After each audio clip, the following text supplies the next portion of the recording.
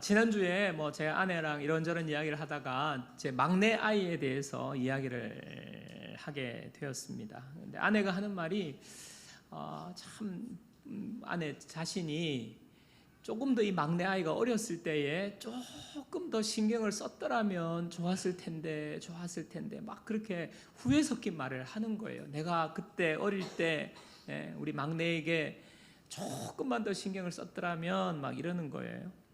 제가 그 말을 듣고는 저는 아무 말을 할 수가 없었습니다. 왜냐하면 첫째, 둘째도 그렇고 셋째도 그렇고 이 아이들을 어릴 때 키울 때요, 제가 큰 교회 대학부를 맡고 있으니까 대학부는 주로 밤에 활동이 이루어져요. 대학생들은 밤에, 주말에, 또 공휴일에 주로 MT 가고 무슨 모임 가고 놀러 가고 볼링 치러 가고 이러다 보니까 아이를 볼 새가 없었어요. 사역에 바빠가지고. 그래서 도와준 게 하나도 없는 거예요.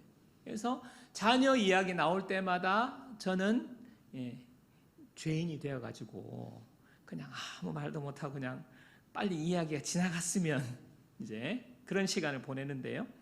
이번 주에 이제 그런 이야기를 듣고 이제 후회 섞인 말을 들으니까 제 마음에 참 깨달아지는 것이 있었는데, 그게 뭐냐면 이 자녀 교육이라는 것이요, 경험이 많으면 잘 될 것 같은데 그게 아닌 거예요. 첫째, 둘째를 키워봤으니까 셋째는 잘 될 거다, 그게 아닌 거예요. 첫째 다르고 둘째 다르고 셋째 다르고요, 그때는 또 다르고 지금은 또 달라요. 이게 참 후회가 될 수밖에 없는 거예요. 우리 성도님들 중에서도 지금 한창 어린 자녀를 양육하고 계신 분들은 아마 날마다 이런 감정을 느낄 거라고 저는 생각됩니다. 후회가 되고요, 어제 일이 후회가 되고요, 어떻게 하면 잘할 수 있을까 고생 애쓰고 힘쓰는데 그런 생각이 들 거예요. 또 이 시간에는 아직 미혼이신 분들, 오늘은 내가 귀를 닫아야 되겠다, 이거는 나하고 상관없다, 자녀가 없는 분들, 여러분 천만의 말씀이에요. 여러분 곧 다가옵니다. 제가 말씀드렸죠, 경험이 많다고 잘 되는 거 아니라고. 근데 여러분들요, 지금부터 준비하셔야 돼요. 자녀 교육도 미리 관심을 가지고 공부하고 새겨 듣고 준비하셔야 됩니다. 그래서 오늘은요, 한 해를 돌아보면서 하나님께서 우리에게 참 좀 때로는 반성하게 하시는 차원에서 말씀도 듣고, 내년도에 우리가 어떻게 구체적으로 우리 특별히 자녀 양육과 관련해서 어떻게 할지 하나님의 말씀을 듣고 적용하는 시간을 좀 가지려고 합니다. 전성수 교수님이라는 분이 쓴 복수당하는 부모들이라는 책이 있어요. 복수당하는 부모들.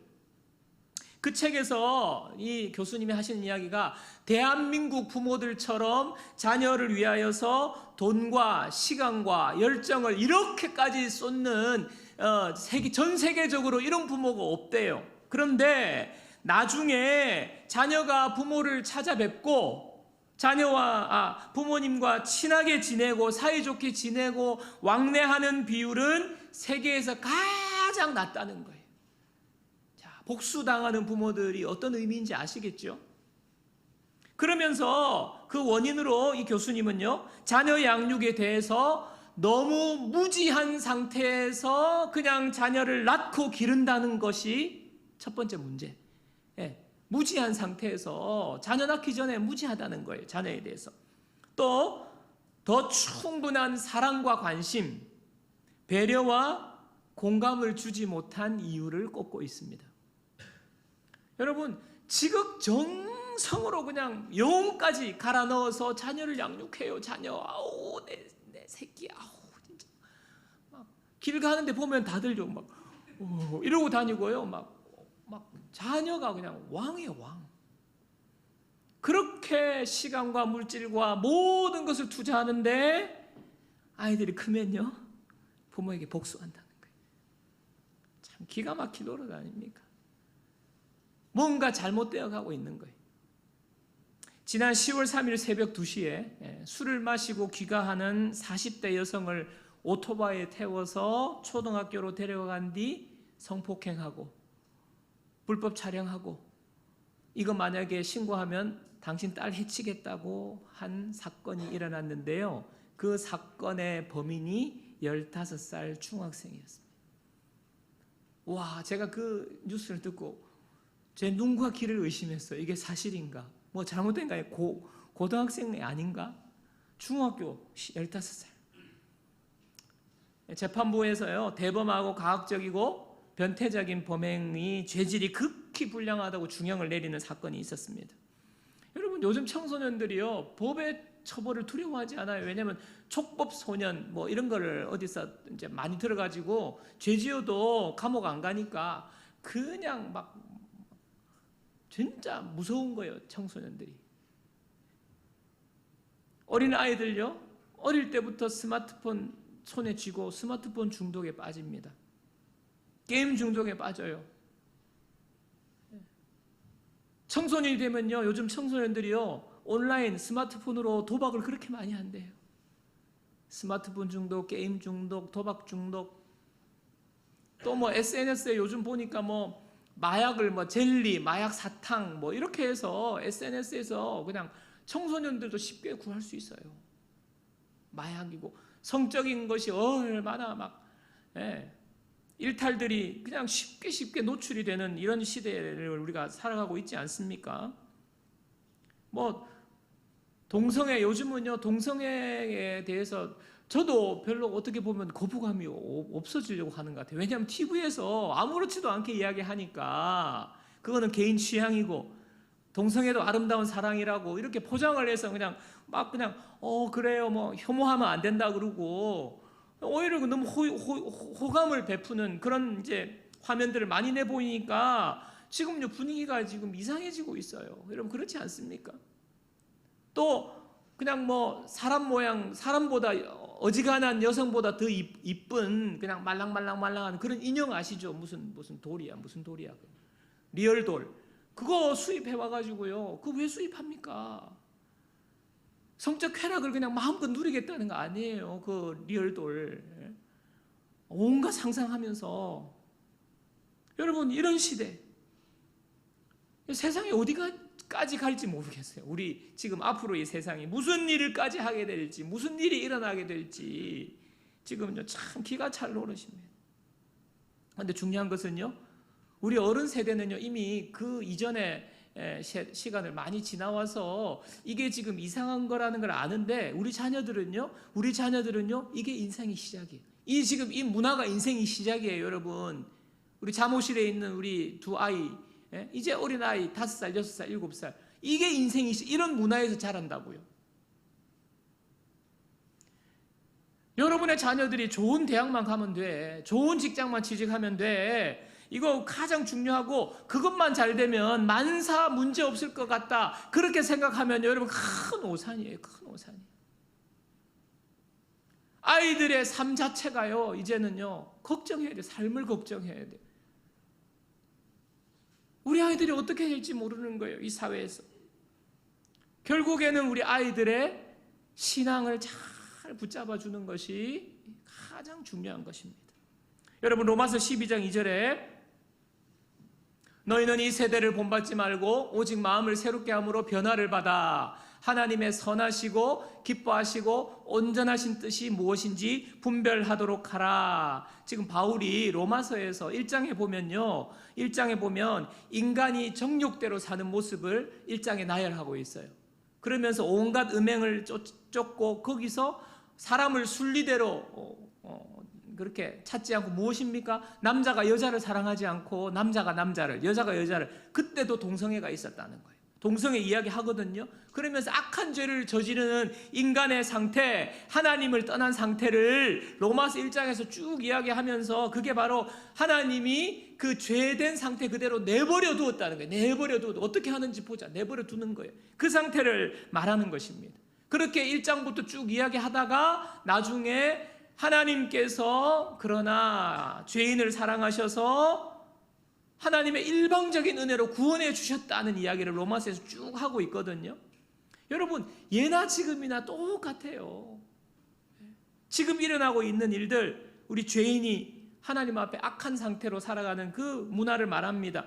그런 상태에 있던 우리를 하나님이 일방적인 은혜로 구원해 주셨어요. 죄에서 건져주셨어요. 하나님의 자녀 삼아주셨어요. 그렇게 구원받은 우리에게 앞으로 그러면 너희들은 이렇게 살아야 돼 라고 삶의 지침으로 주신 그 바로 지침이 방금 읽은 이 말씀이에요. 그러므로 너희는 이 세대를 본받지 말고, 너가 이제 하나님의 자녀가 되었으니까, 너가 구원받은 하나님의 백성이 되었으니까 너희는 이 세대를 본받지 말라는 거예요. 이 세대, 영어 성경 NIV에는요, 이 세대가 the pattern of world예요. the pattern of this world. the pattern. 이 세상의 방식이라는 거예요. 이 세상의 방식 무엇입니까? 이 세상의 방식 뭘 말하는 것입니까? 사람들이 살아가는 방식을 말하는 거잖아요. 살아가는 방식, 삶의 방식. 그게 뭡니까? 문화예요, 문화. 우리가 살아가는 모든 일이 문화예요, 문화. 많은 사람들이 하는 대로 우리가 하거든요. 일종의 문화가 형성이 되어 있거든요. 그 패턴, 문화를 본받지 말라고 하나님 말씀하십니다. 그래서 여러분들요, 우리가 가장 주의해야 될 게 뭐냐면, 요즘 세상은 다 그래. 남들도 다 그래. 요즘 이게 트렌드야. 이게 유행이야.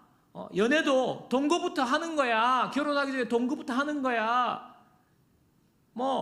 결혼하기 전에 혼전 관계, 그거 다 요즘은 그렇게 하는 거야. 촌스럽게 무슨 혼전 순결이야. 요 트렌드, 이거 연애관, 결혼관부터 시작해서 모든 이 문화와 트렌드를 본받지 말라는 거예요. 본받지 말라는 거예요. 잘 분별하라는 것입니다. 모든 문화가 나쁘다는 걸 말하는 게 아니에요. 분별하라는 거예요. 오늘 말씀의 배경도 맥락이 같습니다. 이 신명기의 말씀은요, 모세가 지금 이스라엘 백성들이 가나안 땅에 들어가기 직전에 지금 광야 세대에서 지금 설교하고 있어요. 가나안 땅에 들어가서 하나님이 복을 주실 건데, 자, 그 말씀이 오늘 신명기 6장 3절이죠. 이스라엘아, 듣고 삼가 그것을 행하라. 그리하면 내가 복을 받고 내 조상들의 하나님 여호와께서 내게 허락하심 같이 젖과 꿀이 흐르는 땅에서 내가 크게 번성하리라. 하나님이 지금요, 가나안 땅에 복을 딱 준비하고 계시고 그 축복으로 인도하시는 거예요. 근데 그 가나안 땅에 들어가기 전에 지금 모세를 통하여서 하나님 말씀을 전하는데, 그게 바로 4절에 이어서 이스라엘아 들으라 이렇게 시작되잖아요. 이스라엘아 들으라. 여러분, 이스라엘아 들으라 이 말씀이요, 쉐마 이스라엘. 여러분, 쉐마라는 아마 단어를 들어보셨을 거예요. 쉐마 교육법 이런 거, 쉐마. 이스라엘아 들으라, 그 쉐마거든요. 이 쉐마 들으라는 히브리어는요, 듣다라는 말이지만은 순종하다는 말이에요. 그냥 물리적으로 우리의 귀로 들으라는 말이 아니에요. 너 왜 말을 안 듣니? 이렇게 말하잖아요. 그 말을 안 듣니 이 말이 귀로 못 듣는다는 말이 아니잖아요. 순종하지 않니 이 말이잖아요. 바로 들으라, 쉐마, 이 순종하라는 거예요. 자, 이스라엘 백성이 지금 가나안 땅의 복을 지금 가서 누릴 건데, 축복의 땅인데 지금 들으라는 거예요. 왜? 그곳에는요, 가나안 원주민이 살고 있었어요. 가나안 원주민이. 근데 그 원주민은 우상 숭배하는 사람들이었어요. 여러 가지 우상이 있었는데 그 우상을 그냥 추격하면 딱 두 가지로 나눌 수 있어요. 하나는 물질이고 하나는 쾌락이. 물질주의의 우상, 쾌락의 우상. 그 문화가요, 모든 문화가 물질이 최고, 물질만 있으면 돼. 쾌락이 최고지, 쾌락이 최고지. 그냥 문화가 그냥 물질 아니면 쾌락이. 돈 아니면 그냥 쾌락 즐기는 거. 온통 여기에 빠져 있는 것입니다. 이 문화 속으로 이제 들어가는 거예요. 모세가 그곳에서 어떻게 살아야 하는지 예방교육 차원에서 말씀하시는 게 바로 오늘 말씀. 자, 6장 4절 5절 보겠습니다. 자, 보십시오. 이스라엘아 들으라. 우리 하나님 여호와는 오직 유일한 여호와이시니 너는 마음을 다하고 뜻을 다하고 힘을 다하여 내 하나님 여호와를 사랑하라. 먼저 하나님 사랑하라는 거예요. 하나님 사랑하라는 거예요. 그런데 앞에 꾸밈절이 있죠. 마음을 다하고 뜻을 다하고 힘을 다하여 하나님 사랑하라는 거예요. 그냥 사랑하는 것이 아니라, 마음은요, 히브리어로 레바브라는 단어인데 마음은요, 지성과 감정과 의지가 다 여기 마음에 속한 거라는 거예요.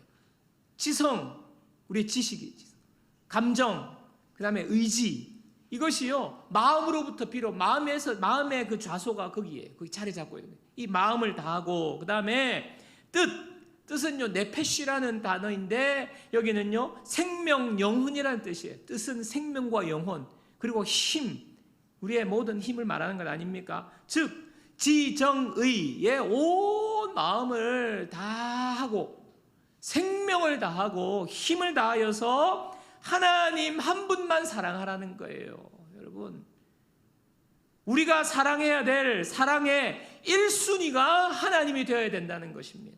하나님이 1순위여야 되는 거예요. 가장 사랑하는 것, 하나님. 그리고 결국 그 말은 뭡니까? 하나님만이 내 삶의 절대적인 기준이 되라는 거예요. 하나님만이 기준을 딱 잡고 있으라는 거죠. 하나님 사랑, 하나님을 기준으로. 첫 번째 말씀하신 그거예요. 그리고 나서 두 번째 명령을 하시는데요. 자, 오늘 신명기 6장 6절에서 9절입니다. 자, 이 말씀 다 같이 읽어보겠습니다. 다 같이요. 오늘 내가 내게 명하는 이 말씀을 너는 마음에 새기고 내 자녀에게 부지런히 가르치며 집에 앉았을 때에든지 길을 갈 때에든지 누워있을 때에든지 일어날 때에든지 이 말씀을 강론할 것이며 너는 또 그것을 내 손목에 메어 기호를 삼으며 내 미간에 붙여 표로 삼고 또 내 집 문설주와 바깥문에 기록할지니라. 자, 두 번째 명령. 이 두 번째 명령의 동사는 딱 두 개예요. 가르치고 강론하는 것. 가르치고 강론하는 건데 여기도 보면 뭐 어떻게 해요? 부지런히 집에 앉았을 때든지 길을 갈 때든지 누워 있을 때든지 일어날 때든지 손목에 매기도 하고 미간에 붙이기도 하고 문에도 붙여라, 기록해라. 예, 무슨 말입니까? 어떻게든 가르치라는 거예요. 어떻게든 가르치는 일에 전념하라는 거예요. 첫 번째 하나님을 사랑하고 두 번째 가르치라는 거예요. 가르치는 거.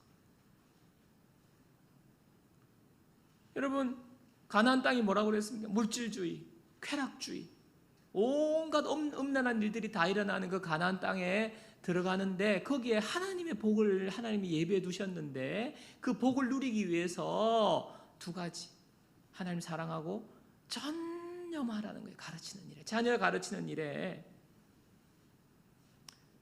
여러분, 자녀 가르치는 일 하면 우리 앞에도 말씀드렸듯이 우리 대한민국 부모님들처럼 교육열이 탁월한 뛰어난 부모는 없는데요.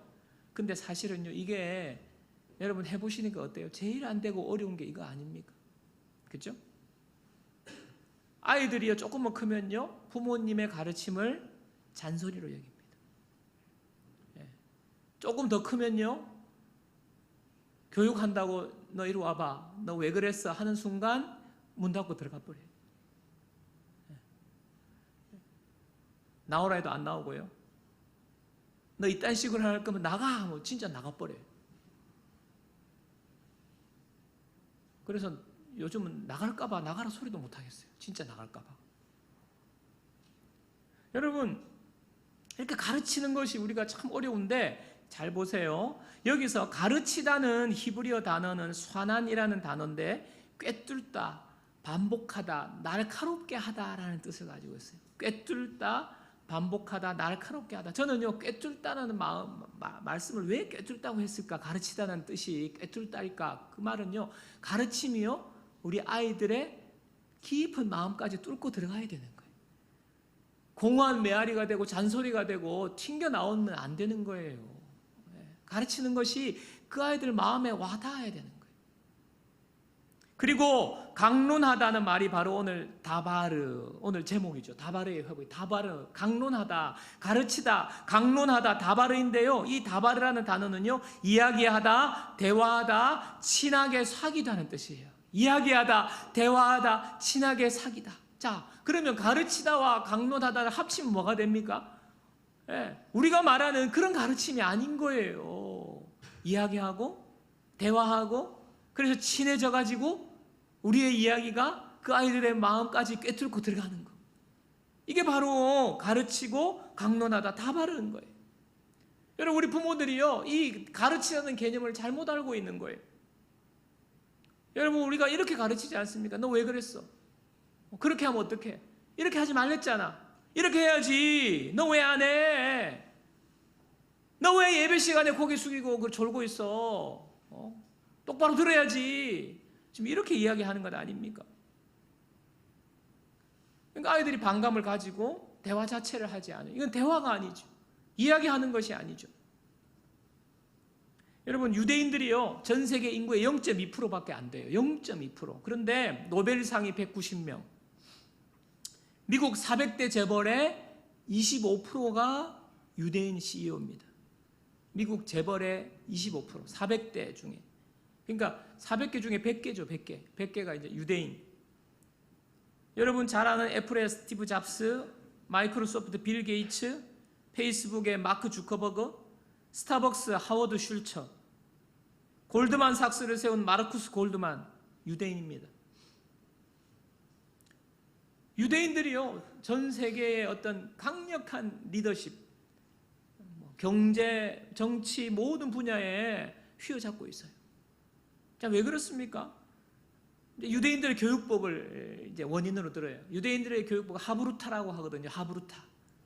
하브루타는요, 대화식 교육법이에요. 이 하브루타가 기원이 바로 다바르입니다. 다바르. 강론하라. 너 자녀에게 강론하라. 이야기해라. 대화해라. 친하게 사겨라. 대화식 소통 방법이 바로 유대인의 교육 방법인 하브루타거든요. 하나님 우리 자녀에게 이거 하라는 거예요. 이거 하라. 저희 첫째, 둘째가 이제 대형교회 주일학교 출신입니다. 여러분 이름만 들으면 아는 아주 좋은 주일학교 출신이에요. 여러분 중에는 주일학교도 안 나오신 분이 있죠. 저도 주일학교 출신이에요. 명문 주일학교. 우리 둘째도 주일학교를 이제 요만할 때 영아부부터 이렇게 자라서 고등부까지 다 지났는데, 자, 우리 아이들이 대학 가서 이제 이야기하다가 보면 엄마, 아빠 그때 나하고 같이 중고등부 때 그렇게 열심히 한 친구들이 주일에 교회를 안 가. 이런 이야기 하는 거예요. 이유가 뭘까? 보니까요, 오늘 말씀을 통해 제가 이제 깨닫게 되는 이유는요, 아무리 청소년 시기에 뭐 좋은 교회, 큰 교회 가서 주일학교를 하고 예배를 막 휘황찬란하게 드리고 이렇게 해도 이게 안 되면 안 되는 거예요. 하나님 말씀하신 다바르가 안 되면 신앙교육이 안 되는 거예요. 예배는 주로 선포하는 거잖아요. 제가 일방적으로 선포하는 거잖아요.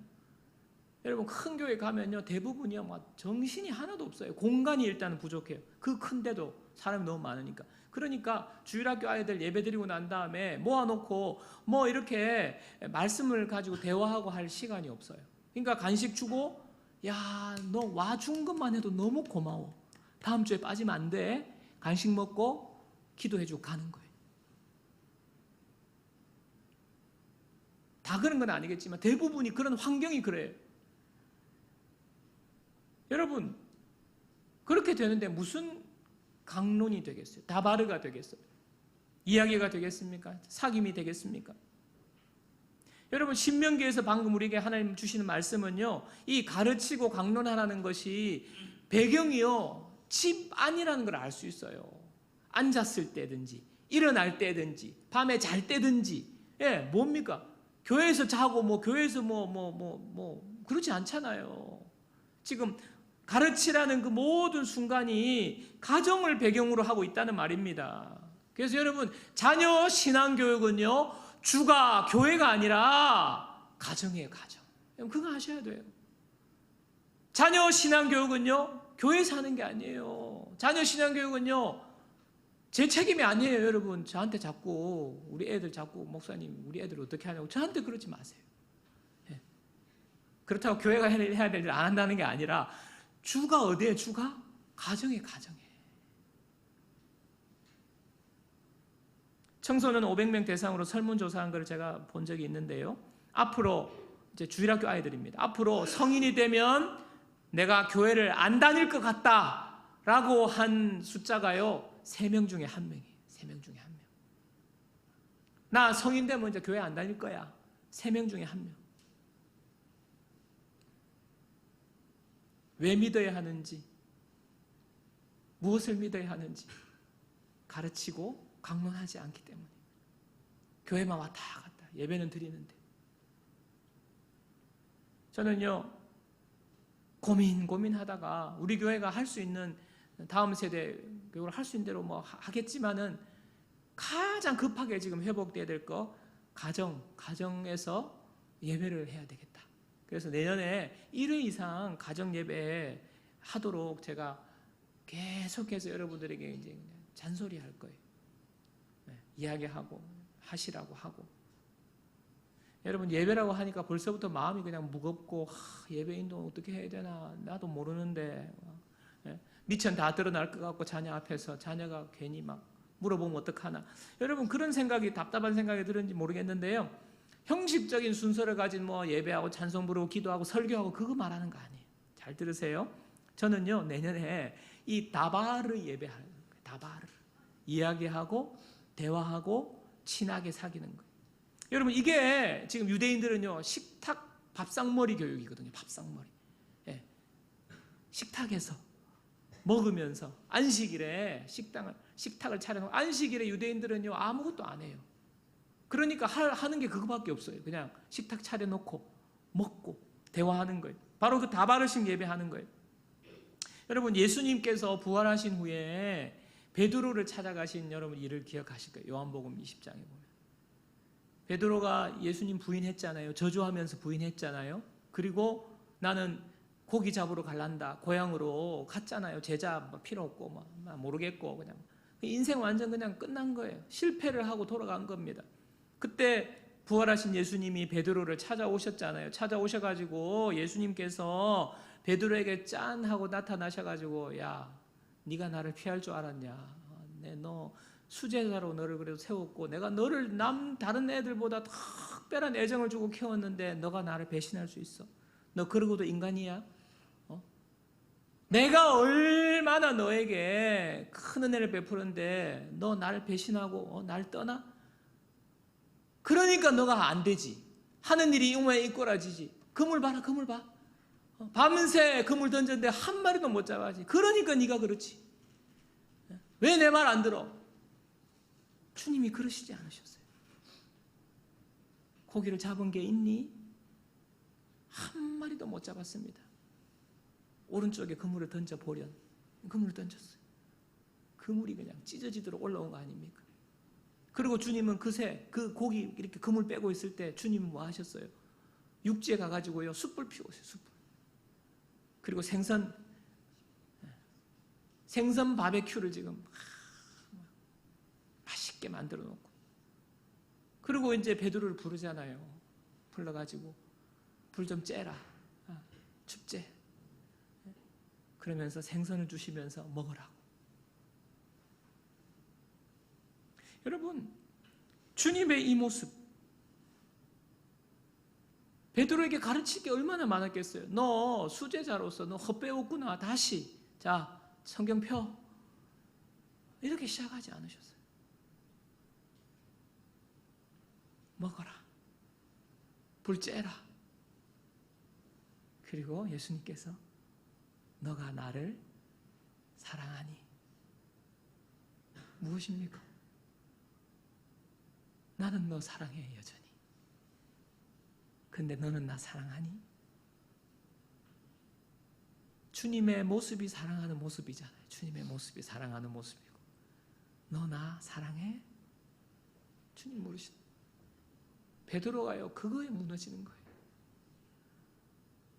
너 내가 이거 이야기했잖아, 가르쳐줬잖아, 너 이렇게 하면 안 되잖아, 이렇게 조목조목 따진 게 아니라, 주님이 그냥 사랑하냐고 그 질문 한마디에 다 깨닫게 된 거예요. 다 깨닫게. 마음을 뚫고 들어간 거예요. 베드로의 마음을 뚫고. 여러분, 일방적인 책망이나 주입이 아닌 주님의 그 질문 하나로 베드로는요, 사랑을 깨닫고 그 밑바닥에서 다시 일어나고 사명을 깨닫고 주님을 사랑해서 주님을 위해 순교하는 사람으로 삶이 완전히 바뀌게 되는 거예요.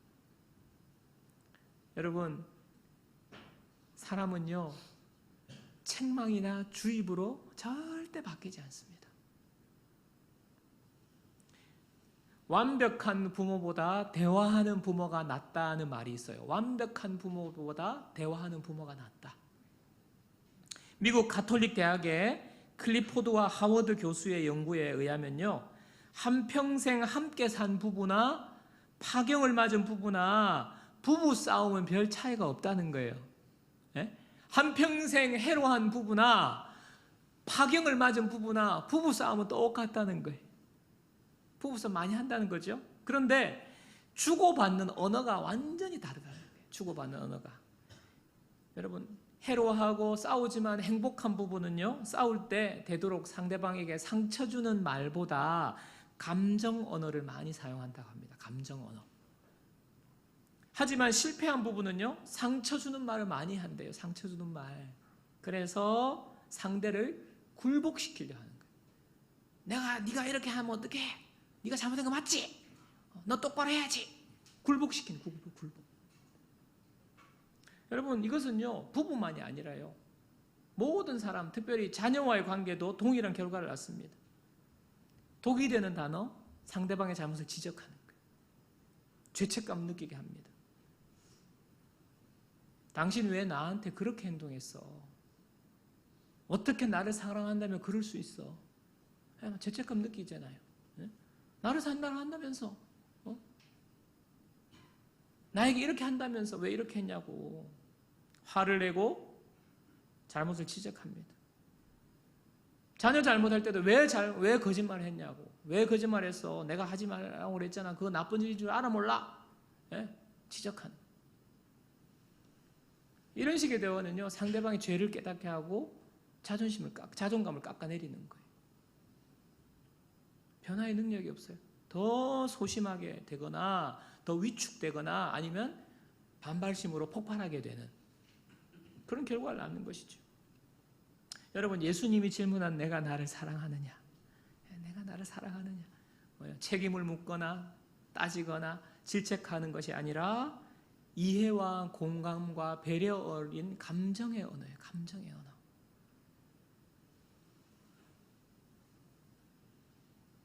대화식 예배 인도하신 거예요. 대화식 예배 인도. 여러분, 내년에 가정 예배를 드린다고 하니까 막 제가 순서지 만들어 드리고 뭐 이렇게 하고 뭐 기도하고 뭐 찬양하고 설교하고 이렇게 하는 거 아니에요. 그렇게 안 할 거예요. 여러분, 기대 아예 하지 마세요. 가정에서 대화부터 해보고, 대화부터. 예수님처럼 우리가 하는 거예요.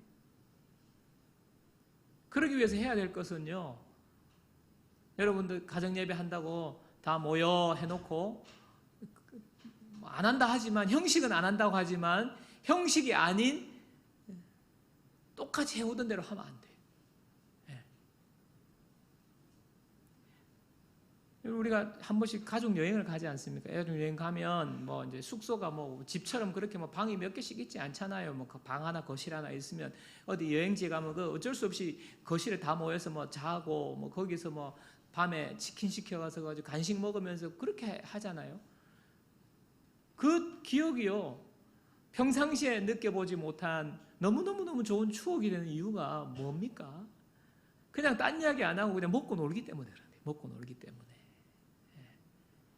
오늘 뭐 어디 갔었는데 재미있었다고, 오늘 그 좋았다고 막 그 이야기하고 그냥 먹고 깔깔깔거리면서 그냥 서로만 바라보고 이야기하고 친해지니까 그게 기억에 남는 거예요. 그때가 좋았다고. 여러분, 예수님께서 베드로를 만나서 하신 게 그와 같은 거예요. 그래서 내년부터 한 30분 매일 하셔도 좋고 일주일에 한 번이라도 하셔가지고 시간을 정해서 모여서 함께 식탁을 차리시기 바랍니다. 식탁. 그게 간식 자리든 뭐 아니면 정식 식사든. 그리고 나서 대신에 스마트폰은 다 같이 부모님들도 함께 어디 좀 구석에 모아놓고 무음으로 해놓고 모아놓고 30분 동안 함께 모여서 그냥 이야기하는 거예요. 먹어라. 먹자. 먹고 오늘 무슨 일이 있었니? 묻고 그래서 너 마음이 어땠니? 묻고 아이가 아빠 오늘 이런 일이 있어서 내가 여기 다쳤어. 그러면 그래 봐라. 네가 똑바로 안 하고 내가 조심해라 했나 안 했나. 이렇게 또 나가면 안 돼. 그랬구나. 진짜 아팠겠네. 공감해주고 이해해주고 마음을 받아주는 대화. 일상 이야기 하는 거예요. 하루 동안 있었던 이야기. 근데 이것조차 안 되는 집이 분명히 있을 거예요. 이것조차도. 일단은 모여라 하는 순간 분위기가 싸늘해지고 눈 다 돌리고 있고 막. 근데 그 시간을 잘 견뎌내셔야 돼요. 그래서 먹을 게 필요한 거예요. 먹어라. 먹자. 딴 이야기 안 하고. 먹고 나서 그냥 자 가라. 자, 해산. 분위기를 봐서 그렇게 하라는 거예요. 분위기. 겨우 한 번 먹고 난 다음에 자 지금부터 너네들 말해. 이렇게 하면 안 돼. 분위기가 좀 편안해질 때까지 이제 심각한 집을 말하는 거예요. 그러면 이제 먹고 그냥 가라. 내일도 모여가지고 자 먹어라. 자 들어가라. 그러면 이제 며칠 지나면 도대체 왜 자꾸 먹고 들어가라 하는지 아이가 물을 수도 있어요. 그래 그냥 너 이야기해봐. 그냥 아빠는 할 말 없어. 그렇게 하는 거예요. 그래서 공감하고 이해하고 대화하고 그렇게 분위기 잡히면요. 그러면 아빠가 잠깐 기도해도 되겠니? 그래서 기도해 주는 거예요. 이 시간에 하나님께서 우리의 대화를 축복해 주시도록 따뜻한 분위기에서 대화할 수 있도록 기도하는 거예요. 성령님의 도우심을 구하는 거예요. 그러고 난 다음에 뭐 오늘 같은 경우는요. 주일 같은 경우는 주일 말씀을 들었잖아요. 너 말씀에 대해서 오늘 뭐 기억에 남는 거 있니? 어떻게 생각하니? 그 물어보면 되는 거예요. 그렇게 하고 아 그랬구나. 그러면 그래 너 정말 귀한 것을 깨달았네. 그러면서 그걸로 축복기도 하는 거예요. 그리고 마치는 거죠. 질문이 없으면 질문을 해도 되고 질문이 없으면 대신에 우리 부모님들이 미리 좀 말씀을 그날 읽을 말씀을 미리 좀 보고 뜻도 이해해 두시고 좀 준비는 하셔야 돼요. 그렇게 해서 질문을 하면 질문을 받아주고 질문이 없으면 여러분들이 설명해주고 기도하고 이렇게 마치는 것입니다.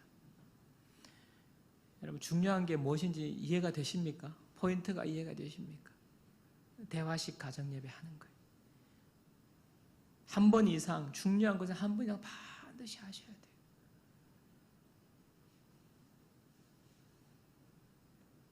말씀을 마무리하겠습니다. 여러분 이 시대를 보세요. 앞에도 말씀드렸죠. 이 시대를 보세요. 이 문화를 보세요. 여러분이 정말 사랑하는 금쪽 같은 여러분 자녀 어떻게 키우실 거예요? 어떻게 하실 거예요?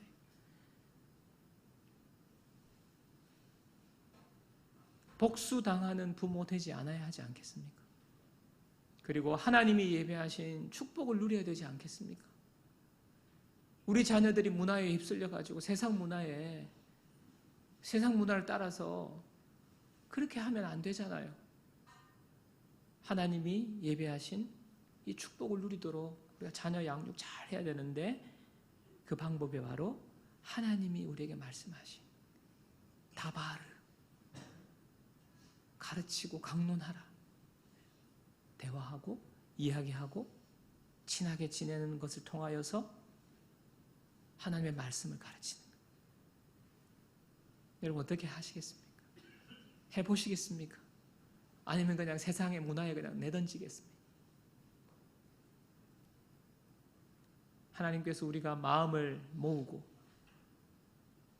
이렇게 다짐하고 결단하고 이렇게 순종하며 나아갈 때에 여러분 그게 쉽지 않다는 거죠. 그러니까 일어날 때나 잘 때나 뭐 깨어있을 때나 뭐 길을 갈 때나 하여튼 하라는 거잖아요. 이게 쉬우면 그렇게 하겠어요. 그러나 할 수 있습니다. 그래서 여러분 정말 세상에 좋은 학벌이 좋은 직장이 우리 자녀를 행복하게 하고 훌륭하게 하는 거 아니에요. 하나님의 말씀대로 우리가 자녀를 잘 양육할 때에 하나님이 예배하신 축복이 우리에게 임할 줄 믿습니다. 그래서 나뿐만 아니라 내 자손 또 내 자녀의 자손까지 하나님의 축복이 계속해서 이어지는 그런 놀라운 믿음의 가정 되기를 주님의 이름으로 축복합니다.